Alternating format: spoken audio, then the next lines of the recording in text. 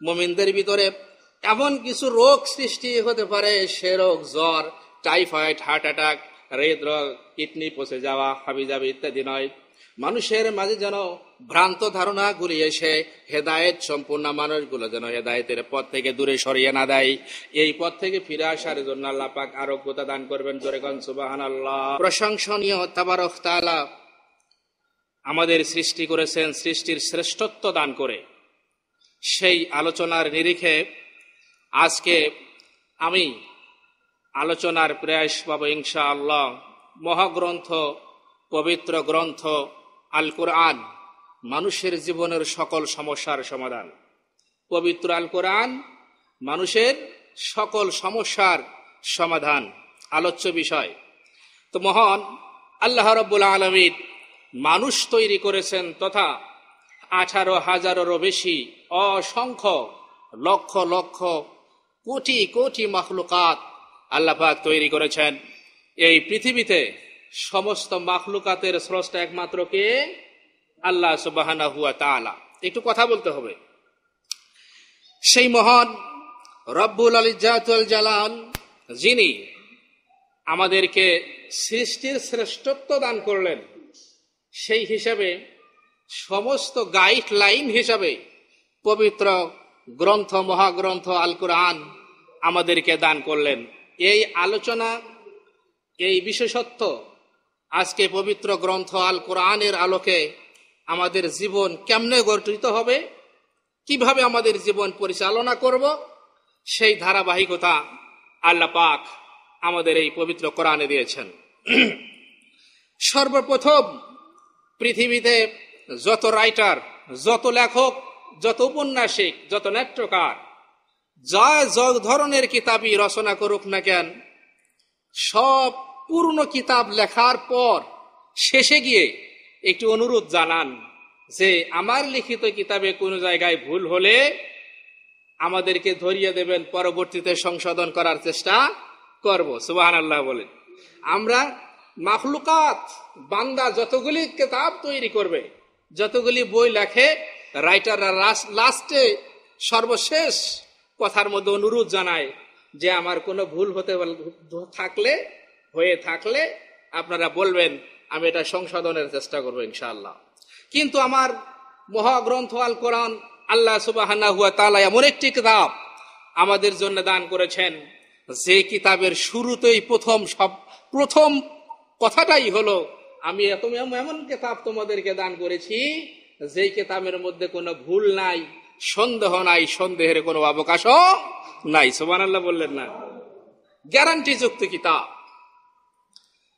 সেই কিতাবের পরিচয় দিতে গিয়ে আল্লাহ সুবহানাহু ওয়া তাআলা পবিত্র কালামে শরীফে বললেন, জালিকাল কিতাবু লা রাইবা ফীহি হুদাল লিল মুত্তাকিন। সাদাকাল্লাহুল আযীম। আল্লাহ পাক বললেন, জালিকাল কিতাব, এটা সেই কিতাব। কত সুন্দর কথা! এটা এই কিতাব না, এটা সেই কিতাব। সেই নির্দেশনা বলা হয় কাকে?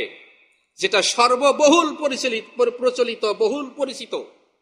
এটা সেই কিতাব, সেই সর্বোচ্চ মানের কিতাব, সর্বোচ্চ রেখার আসনের কিতাব, যার মধ্যে লা রাইবা ফি, এর মধ্যে কোনো ভুল নাই।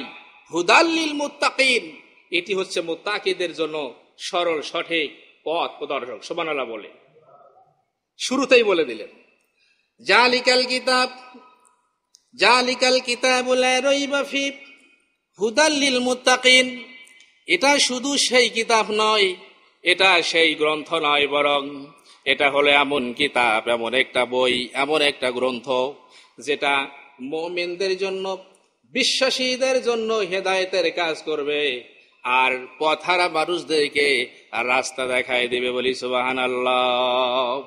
পথহারা, পথ শূন্য হয়ে গিয়েছ, পৃথিবীতে এসেছো, পথ পাও না, ভালো রাস্তা কোনটা, খারাপ রাস্তা কোনটা বোঝো না, আমার কোরআনের সংস্পর্শে আসো, আমার কোরআন তোমার জীবন দেখায় দিবে। সুবহানাল্লাহি বিহামদি। আল্লাহ রাব্বুল আলামিন বললেন, এরপরে কোরআনের পরিচয় দিয়া বললেন, শোনো, যেই গ্রন্থটি আমি তোমাদের পথ পরিচালনার জন্য জীবন পরিচালনার জন্য গাইডলাইন হিসাবে আমি যেটি তোমাদের দিয়েছি, এইটার পরিচয় আমি ভিন্ন জায়গায় আবারও দিলাম। আল্লাহ পাক বলেন, লাকাদ আনজালনা ইলাইকুম কিতাবাম ফীহি যিকরুকুম আফালা তাকিলুন। আল্লাহ সুবহানাহু ওয়া তাআলা বলেন, আমি এমন একটি কিতাব, আমি যেই কিতাব নাজিল করেছি যাতে আছে মুমিনদের জন্য, তোমাদের জন্য উপদেশমূলক কিছু কথা, উপদেশ আমি এর মধ্যে তুলে ধরেছি। তবুও কি তোমরা এই কিতাবকে বুঝবে না? আমি তোমাদের জন্য উপদেশ স্বরূপ এই পবিত্র গ্রন্থ নাজিল করেছি, এরপরেও কি তোমরা বুঝবে না? এটা বোঝার জন্য কি তোমরা চেষ্টা করবে না? সুবহানাল্লাহি বিহামদি, কত সুন্দর কথা। আমি উপদেশ দিলাম, আর এমন উপদেশ দিয়েছি যে উপদেশগুলি তোমাদের কাজে লাগবে সারা জীবন, মৃত্যু থেকে শুরু করে নিয়ে সেই কবর পর্যন্ত এই কিতাব তোমাদের কাজে আসবে। অন্য জায়গায় আল্লাহ পাক বলেন, ওয়ালাকাদ সাররাফনা লিন-নাসি ফি হাযাল কুরআনি মিন কুল্লি মাসালিন ফাআবা আকসারুন নাসি ইল্লা কুফুরা। আল্লাহ বললেন, আমি মানুষের জন্য এই পবিত্র গ্রন্থে বিভিন্ন উপমা বিশদভাবে আলোচনা করলাম, অথচ অধিকাংশ মানুষ কুফরি ছাড়া অন্য কিছুই বুঝলো না। নাউজুবিল্লাহ বলবেন না।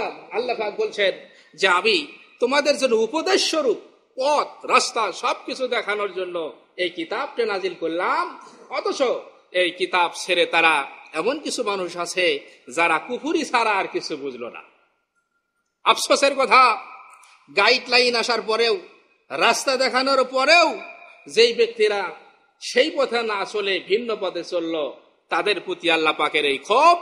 আল্লাহ পাক এই কথাগুলি বলেছেন। আল্লাহ রাব্বুল আলামিন বললেন, কি পরিমাণ কি ধরনের পথ নিদর্শক হিসাবে আমি তোদেরকে এই কিতাব দান করেছি। আল্লাহ পাক বলছেন কোরআনে কারিমে, হুদাল লিন-নাসি ওয়া বায়্যিনাতিন মিনাল হুদা ওয়াল ফুরকান। আমি এই কিতাব অবতীর্ণ করেছি মানুষের জন্য। এটাই কারণেই যে আল্লাহ রাব্বুল আলামিন বলেন, এটা মানুষকে তো হেদায়েত দেবে এবং সত্যিকারের পথ এদেরকে দেখায় দেবে। বলি সুবহানাল্লাহ। সত্যিকারের পথ যেটা, সেটা তো তাদেরকে দেখাবেই। আল্লাহ রাব্বুল আলামিন বললেন, এই কিতাব কি জন্য আমি নাজিল করলাম, কোরআনে কারীম কেন আসলো, আরো শুনুন। আল্লাহ পাক বলছেন, ইন্না হুয়া ইল্লা যিকরুল লিল আলামিন। এটি হচ্ছে তামাম বিশ্বের মানুষের জন্য একটা স্মারক, একটা লাইন, একটা গাইড, একটা উপদেশক, একটা হেডলাইন হিসাবে আমি তোদেরকে দিয়েছি। এটা মুমিনদের জন্য হেডলাইন হিসাবে কাজ করবে, গাইডলাইন হিসাবে কাজ করবে। আল্লাহ রাব্বুল আলামিন ভিন্ন জায়গায় বললেন, এভাবে আরো বলেছেন তিনি, ওয়াকাযালিকা নুফাসসিলুল আয়াতি ওয়ালিতাস্তাবিনা সাবিলুল মুজরিমিন। আল্লাহ বললেন, ওগো বান্দারা, এই কোরআনে কারীম, এই আয়াতে কারিমা এত সুন্দর করে আমি উপস্থাপন করেছি কোরআনে কারিমে, যেগুলি সুস্পষ্টভাবে অপরাধীদেরকে বেছে বের করবে। সুবহানাল্লাহ। যে আয়াত, আমি যে নিদর্শনা দিয়েছি, এই নিদর্শনা শুধু ভালো আর মন্দকে করবে না, বরং যারা অপরাধী তাদেরকে আলাদা করে দেবে, বেছে বের করে দেবে। এইটা অপরাধী, এইটা ভালো, এইটা খারাপ, এইটা মন্দ, আলাদা করে দেবে আমার এই কোরআন, যাতে করে তোমার জীবন পরিচালনা অতি সহজ হয়ে যাবে। সুবহানাল্লাহ। আল্লাহ রাব্বুল আলামিন বললেন, কিরকম? মানুষ যদি প্রশ্ন করে কিরকম ভালো মন্দ আর অপরাধী কারা, কি ধরনের অপরাধ থেকে আমাদেরকে বের করে নিয়ে আসবে, কেউ যদি প্রশ্ন উত্থাপন করে, তাহলে পরে আল্লাহ রাব্বুল আলামিন বললেন, এটা তাদেরকে এইভাবে করে পরিষ্কার ভাবে বের করে নিয়ে আসবে কোন ধরনের অপরাধ থেকে। আল্লাহ পাক বললেন, قد جاءكم من الله نور وكتاب مبين يهدي به الله من اتبع رضوانه سبل السلام ويخرجهم من الظلمات إلى النور আল্লাহ সুবহানাহু ওয়া তাআলা বললেন, এমন একটি কিতাব, এমন একটি আয়াত আমি তোমাদের মাঝে বিশদভাবে বর্ণনা করেছি, যেই কিতাবের মধ্যে কিতাবটা হলো তোমাদের জন্য জ্যোতি সম্পন্ন। তোমরা যদি অন্ধকারে যেমন লাইট, টর্চ লাইট ছাড়া বা চন্দ্রের আলো ছাড়া যেমন চলতে পারো না, এরকম অন্ধকারময় জীবন যদি চলে আসে কারো, অন্ধকারময় ঘুটঘুটে অন্ধকার কালোর মধ্যে যেমন টর্চ লাইট কিংবা চন্দ্রের কিরণ ছাড়া চলতে পারো না, ঠিক তোমার জীবনে যদি এরকম ভয়াবহতা চলে আসে, অন্ধকারে চলে আসে, তাহলে আমি এই কোরআন তোমার জন্য জ্যোতিময় আলো করে তৈরি করে দিয়েছি। সুবহানাল্লাহ। জ্যোতিময় এবং আলো এভাবে করে বের করে নিয়ে আসবে।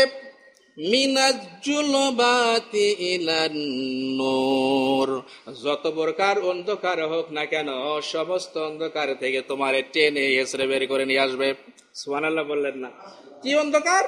অন্ধকার শুধু রাত গেলেই অন্ধকার আসে, দিন গেলেই রাতের অন্ধকার, এটা নয়। মানুষের জীবনের অন্ধকারের কোনো শেষ নেই। সে অন্ধকারগুলি শিরক, সে অন্ধকারগুলি কুফর, সে অন্ধকারগুলি নাফরমানি করা, সে অন্ধকারগুলি সম্পদ। যত ধরনের অপরাধ করলে পরে আল্লাহ সুবহানাহু ওয়া তাআলা মানুষের প্রতি বেজার হয়ে যান, নারাজ হয়ে যান। এই ধরনের সব কিছু হলো জুলুমাত। সুতরাং এই জুলুমাত থেকে বাঁচানোর জন্য আমি তোমার এই কোরআন শরীফ দান করলাম। সুবহানাল্লাহ। এত সুন্দর গাইডলাইন আল্লাহ পাক আমাদেরকে দিয়েছেন, যে গাইডলাইন পড়লেই সরাসরি আমরা ভালো পথ পাইতে পারি। ঠিক কিনা কন? কথা বোঝা যাচ্ছে? এরপর আল্লাহ রাব্বুল আলামিন বললেন, ওগো দুনিয়ার মানুষেরা, এই কিতাব আমি তোমাদের জন্য এত সুন্দরভাবে উপদেশ হিসাবে পাঠিয়ে দিয়েছি, যা অন্তরে আছে, যাদের তোমাদের অন্তরে যা আছে তার আরোগ্য স্বরূপ মুমিনদের জন্য সেবা স্বরূপ আমি নাজিল করলাম।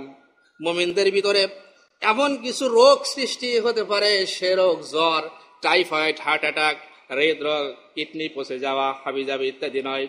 মানুষের মাঝে যেন ভ্রান্ত ধারণা গুলি এসে হেদায়েত সম্পূর্ণ মানুষগুলো যেন হেদায়েতের পথ থেকে দূরে সরিয়ে না দেয়, এই পথ থেকে ফিরে আসার জন্য আল্লাহ পাক আরোগ্যতা দান করবেন। জোরে কোন সুবহানাল্লাহ। মানুষের রোগ শুধু হার্ট অ্যাটাক, জ্বর, টাইফয়েড, কিডনি পচে যাওয়া ইত্যাদি ইত্যাদি এগুলি রোগ নয়। মানুষের সর্ববৃহৎ রোগ হচ্ছে, মানুষের সবচাইতে বড় রোগ হলো আল্লাহর পথ থেকে সরে গিয়ে শয়তানের অসোয়াশায় পড়ে শয়তানের পথকে নিজের সঠিক পথ হিসাবে বেছে নেওয়া। আল্লাহ রাব্বুল আলামিন বললেন, এই তোমাদের কাছে এত সুন্দর কিতাব আমি নাজিল করলাম। এই কিতাব যখন আমি নাজিল করতে চেয়েছি, গাছের উপর নাজিল করতে চাইলাম, গাছ রাজি হলো না।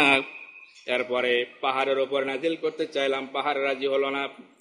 একমাত্র তোমাদের মতো মানুষ যারা, তারাই রাজি হয়েছে। বলি সুবহানাল্লাহ। আল্লাহ পাক পাহাড়ের উপরে নাজিল করলে কোরআন শরীফ করতে পারতেন কিনা? কথা কয় না? পারতেন না? গাছ গাছালির উপরে নাজিল করলে করতে পারতেন কিনা? পারতেন। কিন্তু আল্লাহ পাক সেটা না করে কোরআনে কারিমে বলছেন, লাউ আনজালনা হাযাল কুরআনা আলা জাবালিন লারাআইতাহু খাশিআম মুতাসাদ্দিআম মিন খাশিয়াতিল্লাহ ওয়া তিলকাল আমসালু নাজরিবুহা লিন-নাসি লাআল্লাহুম ইয়াতাফাক্কারুন। আল্লাহ বললেন, লাউ আনজালনা হাযাল কুরআন, আমি যদি এই কোরআনে কারিমকে পাহাড়, গাছগাছালি অথবা পাহাড়ের উপর নাজিল করতাম, তাহলে তোমরা দেখতে পেতে এই কোরআনের ভয়ে, আমার আযাবের ভয়ে, কোরআনের ওজনে কাপাহের গুলি থরথর কেঁপে সব উড়ন্ত হয়ে যেত। সুবহানাল্লাহ। আমি এটার গুরুভার, এটার এত মর্যাদা, এত তাৎপর্য, এত সম্মান, এত ইজ্জত, যে ইজ্জত নিয়ে, যে আবরুর নিয়ে কোরআন শরীফ পৃথিবীতে মুমিনের জন্য নাজিল হয়েছে, এটা পাহাড় সাহস পায়নি, গাছগাছালি কোনো কিছুই সাহস পায়নি, মানুষ সাহস পেয়েছে সুবহানাল্লাহি বিহামদি।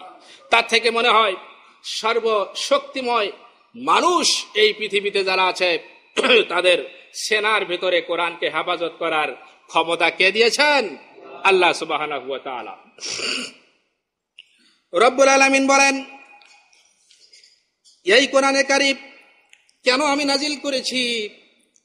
যেহেতু মানব জীবন কেমনে চলবে তাদের পথ হিসাবে আমি কোরআনে কারীমকে নাজিল করেছি। এটা কি জন্য নাজিল করলাম, শোনো এর উপকারিতা কি। কেউ যদি মনে করে কেন নাজিল হলো, সর্বপ্রথম আল্লাহ পাক বলেছেন ইহদিনাস সিরাতাল মুস্তাকিম, এটি হচ্ছে সৎ পথ প্রদর্শক, মানুষের জন্য সরল সঠিক পথ। সুবহানাল্লাহি বিহামদি। অন্য জায়গায় বললেন আল্লাহ রাব্বুল আলামিন মানুষদেরকে ডাক দিয়া বললেন, ওগো দুনিয়ার মানুষেরা, এটার আর একটা মহত্ব রয়েছে যে আমি কোরআনুল কারীম নাজিল করলাম এই জন্য যে তোমরা ভালো আর মন্দ যদি আবারও বাছাই করতে চাও কেমনে করবা শোনো। রব্বুল ইজ্জত ওয়াল জালাল সূরা আল ফুরকানে বললেন, তাবারাকাল্লাযী নাযালাল কুরআনা আলা আবদিহি লিয়াকুনা লিল আলামিনা নাযীরা।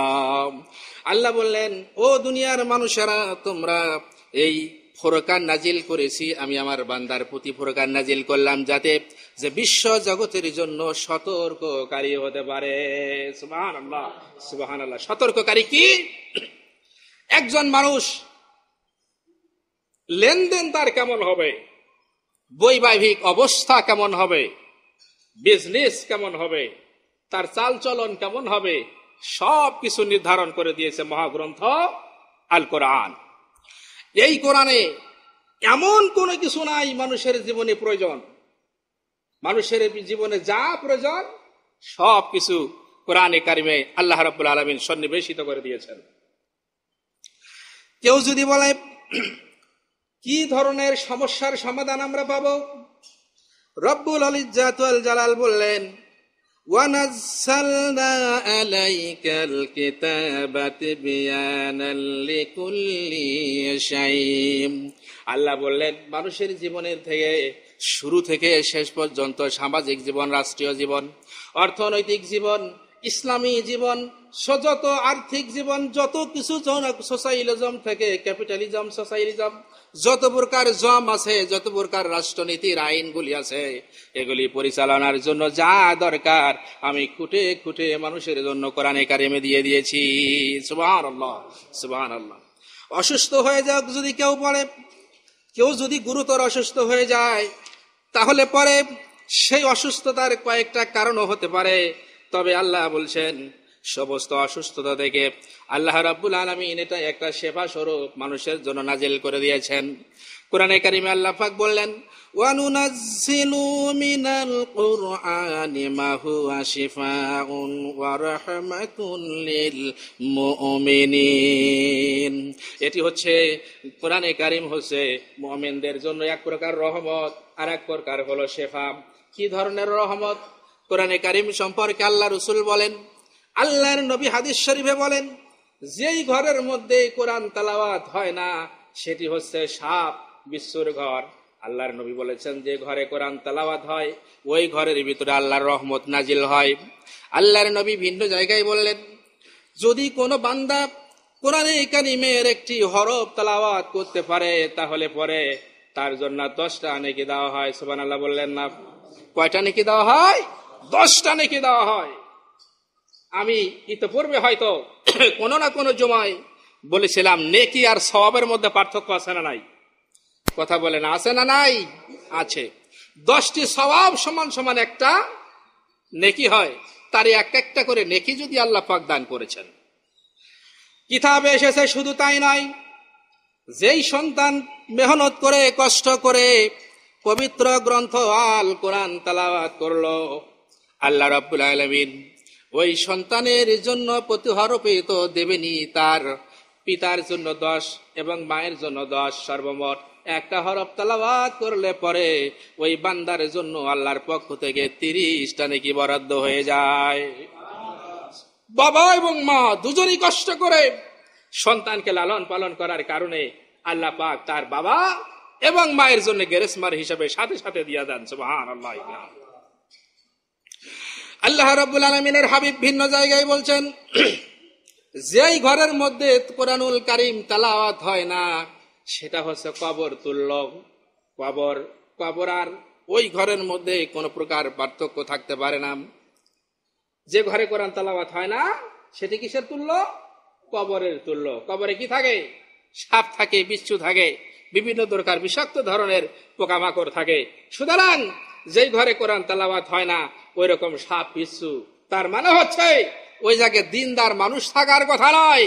ওইখানে জোর বাস করবে এক একজন সমাজের শত্রু, দেশের শত্রু, রাষ্ট্রের শত্রু, এমনকি দিন ইসলামের চূড়ান্ত পর্যায়ের একজন দুশমন ওই ঘরে বসবাস করা সম্ভব। আল্লাহর নবী বলেন, ওয়ালাকাদ আ'তাইনাকা সাবআন মিনাল মাসানি ওয়াল কুরআনিল আযীম। আল্লাহ বললেন, এই কোরআন আমি এমন ভাবে নাজিল করলাম যেটা পুন ভাবে তোমরা তেলাওয়াত করবা। জোরে কই সুবহানাল্লাহ। পূর্ণ ভাবে তেলাওয়াত করবে, এর মধ্যে কোনোদিন মজা ফুরাবে না। সুবহানাল্লাহ বললেন না? কেউ কি কখনো বলেছে পৃথিবীতে বড় বড় উপন্যাস বই আছে, একবার দুইবার পড়ার পর সেই পড়নেওয়ালা তিনি বলবেন যে কয়েকবার পড়েছি, কয়েক লাইন পড়ার পর তার দিলের মধ্যে এমন একটা অনুভূতি হবে যে এরপরে কোন লাইন আছে? এরকম হয় না? অনেক সময় গল্প যদি কেউ শুনে থাকে, কথা বুঝতেছেন, একটা গল্প শুনছে, নতুন করে কেউ যদি তার সামনে গল্পটা উপস্থাপন করতে চায় তাহলে প্রথম 2-3 কথা বলার পরেই উনি টের পেয়ে যাবেন যে আসলে ইনি কি বলতে চান।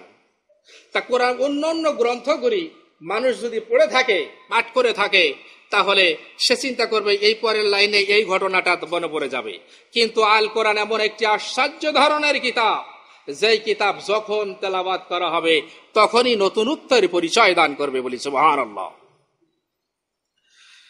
আল্লাহ রাব্বুল আলামিন বলেন, ভিন্ন জায়গায় বলেছেন, এটা শুধু মানুষের জন্য শেফা আর মানুষের কল্যাণ বয়ে আনে না, বরং কেউ যদি প্রশ্ন করে এই দুনিয়া এটা কি কাজে লাগতে পারে, আমরা তো রাষ্ট্রনীতি করতে যাই, আমরা ফিলোসফি দর্শন করতে চাই, তাহলে কি কোরআন সেই জায়গায় অবস্থান নেবে নাকি?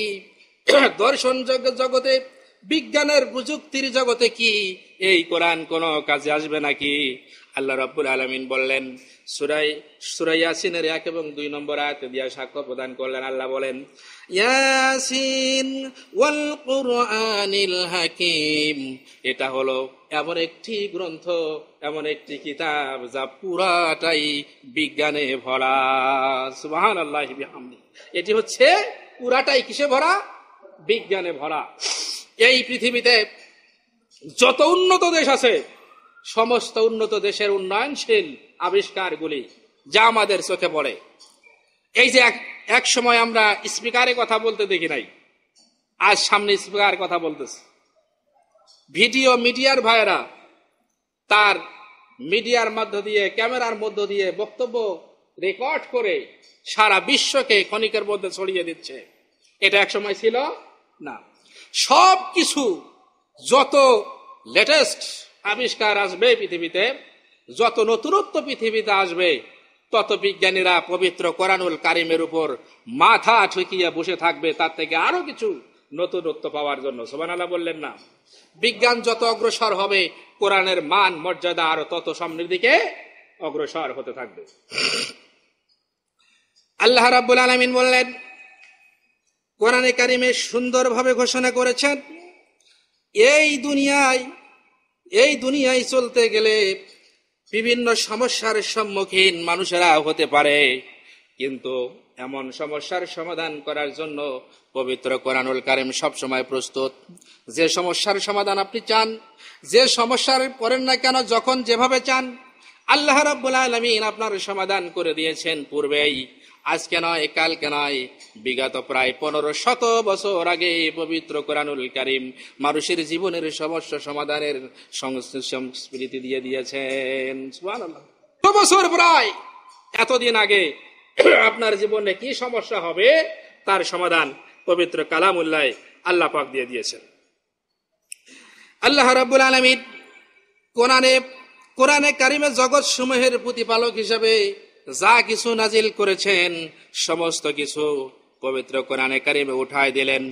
রব্বুল ইজ্জত ওয়াল জালাল এত সুন্দর নির্দেশনা আমাদের দিলেন, যে নির্দেশনা অনুযায়ী কেউ যদি জীবন পরিচালনা করে, ধরেন কেউ যদি সর্বপ্রথম এই মুহূর্তে মুসলমান হয়ে যায়, তাহলে পরে তার ইসলামের দিক নির্দেশনাগুলি পাইতে হলে যেভাবে পাওয়া দরকার, যেভাবে নিজেকে ইসলামের মধ্যে দীক্ষিত করা দরকার, এই হিসেবে যদি সেই হীনমন্যতায় ভুগে যায়, আল্লাহ পাক তার সম্পর্কেও বলেছেন, তুমি নিরাশ হইও না, হতাশা হইও না, লা তাকনাতু মির রাহমাতিল্লাহ, তুমি আমার রহমত থেকে কখনো নিরাশ হইও না, সার্বক্ষণিক ভাবে তোমার পিছে পিছে আমার রহমত বিরাজমান। সুবহানাল্লাহি বিহামদিহি। আল্লাহ রাব্বুল আলামিন বলছেন, ওগো দুনিয়ার মানুষেরা, এই কোরআনে কারিম শুধু মানুষের জীবন গঠন আর রাষ্ট্রীয় জীবন, সামাজিক জীবন এটাতেই পূর্ণতা শেষ করেনি, বরং এর মধ্যে আরো কিছু বিদ্যমান আল্লাহ পাক দিয়ে দিয়েছেন। সেটা এরকম, রব্বুল ইজ্জত ওয়াল জালাল বললেন যে কিতাবের একটা আদব আছে, কিতাবের একটা বৈশিষ্ট্য আছে। পৃথিবীতে যতগুলি কিতাব আছে আমরা উযু ছাড়াই স্পর্শ করতে পারি, কোনো বেটাও বলে না গুনাহ হবে, কথা কয় না, বলে কেউ? Mahabharata, Zend Avesta, Old Testament, New Testament, যত প্রকার বিভিন্ন ধর্মের গ্রন্থাবলী আছে, আপনি যদি উযু ছাড়াও স্পর্শ করেন, কেউ কোনোদিন বলবে না বেটা এটা তুমি স্পর্শ করলা কেন। ওই কিতাবের কোন পৃষ্ঠার ভিতরে লেখা নাই যে আমাকে উযু ছাড়া ধরলে পরে তোমার এই হবে সেই হবে। কিন্তু আল্লাহ রাব্বুল আলামিন ভাইজান এমন সুন্দর একটা কিতাব আমাদের জীবন গড়ার জন্য পাঠিয়ে দিলেন, যে এই গ্রন্থ উযু ছাড়া ধরার নিষেধ আল্লাহ পাক কোরআনে দিয়ে দিয়েছেন। সুবহানাল্লাহ। উযু ছাড়া কোন ব্যক্তি যদি কোরআনে কারীম স্পর্শ করে, তালাওয়াত তো দূরের কথা, এটাকে নিষেধ করেছে আল্লাহ পাক কোরআনে আগেই বলে দিয়েছে। সে কথা আল্লাহ রাব্বুল আলামিন বললেন, ইন্নাহু কুরআনুন কারীম ফি কিতাবিন মাকনুন লা ইয়ামাসসুহু ইল্লাল মুতাহহারুন।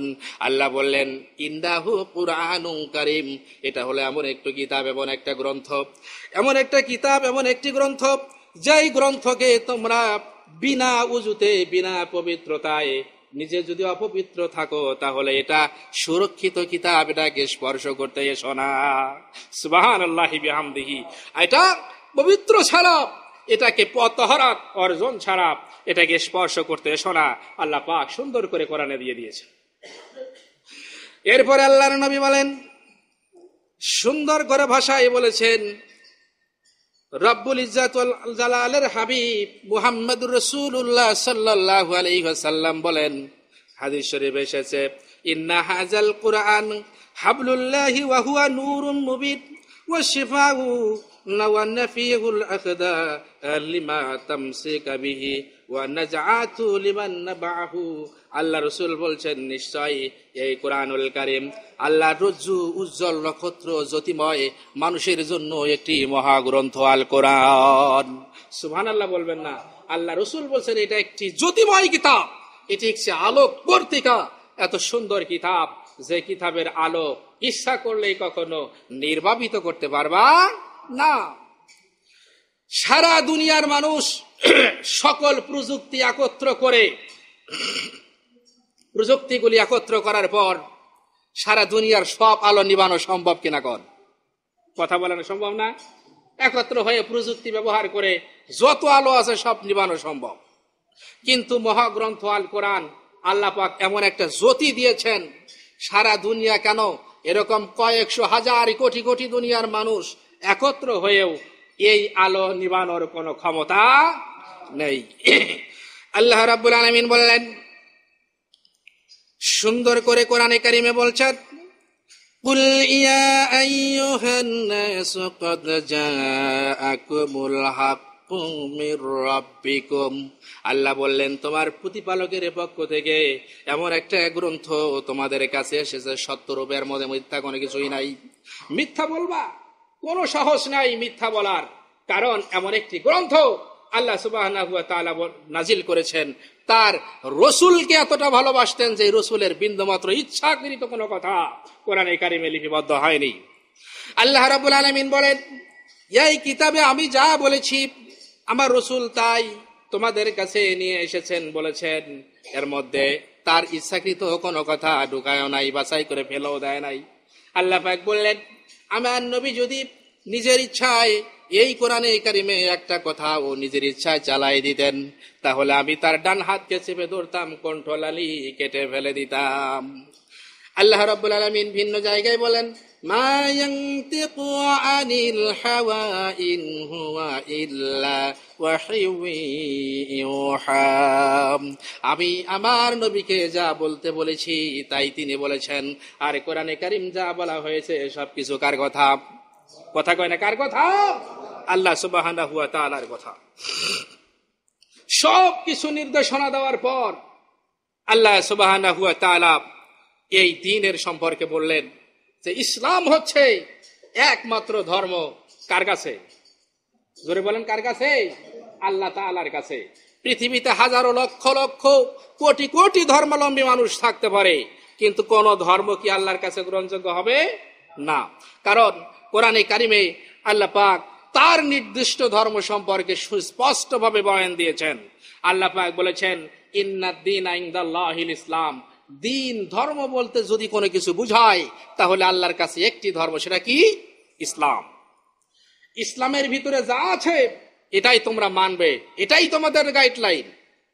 মা আতাকুমুর রাসূলু ফাখুযুহু ওয়া মা নাহাকুম আনহু ফান্তাহু। আল্লাহ বললেন, ও দুনিয়ার মানুষেরা, আমার রাসূল তোমাদের কাছে যা নিয়ে এসেছেন, অর্থাৎ আল্লাহ পাকের পক্ষ থেকে যা কিছু তোমাদের কাছে নিয়ে এসেছেন এটি গ্রহণ করো, আর তিনি যা নিষেধ করে দিয়েছেন এর থেকে তোমরা বিরত থাকো। বলি সুবহানাল্লাহ। এখন সুস্পষ্ট বিধানাবলী আমরা পেয়ে গেলাম যে আল্লাহ রসুল যা আমাদের দিয়েছেন এটা সঠিক, যা আমাদেরকে নিষেধ করেছেন সেটাই বেঠিক।